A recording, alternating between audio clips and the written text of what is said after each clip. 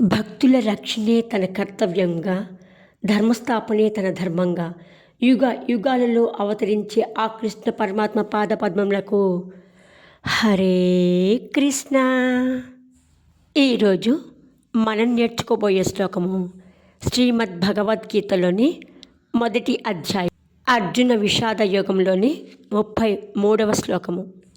ఏషామర్థే కాంక్షితం no ఏషామర్థే కాంక్షితం no రాజ్యం భోగా సుఖాని చ రాజ్యం భోగా సుఖాని చ త ఇమేవ స్థితా యుద్ధే త ఇమేవ స్థితా యుద్ధే ప్రాణం త్యక్త్వా ధనాని చ ప్రాణం త్యక్త్వా ధనాని చ ఏషామర్థే కాంక్షితం ను రాజ్యం భోగా సుఖాని చ త ఇమేవ స్థితా యుద్ధే ప్రాణం త్యక్త్వా ధనాని చ.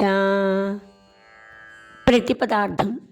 నహ మనకు రాజ్యం రాజ్యమును, భోగాహ భోగములను, సుఖాని చ సుఖములను, ఏషామర్థే ఎవరి కోసం, కాంక్షితం కోరబడినవో, తే వారు, యుద్ధే ఈ యుద్ధములో, ప్రాణములను, ధనాని చ ధన సంపత్తిని కూడా, త్యక్త్వా విడిచిపెట్టడానికి సిద్ధమై, అవస్థితాః నిలబడి ఉన్నది, ఇమే ఈ వ్యక్తులే.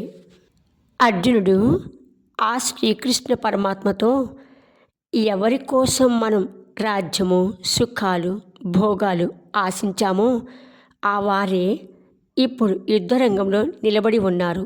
వారి మీద యుద్ధం చేయడం నాకు ఎలా సాధ్యం అని అర్జునుడు విషాదంతో ఆ కృష్ణ పరమాత్మతో అంటున్నారన్నమాట.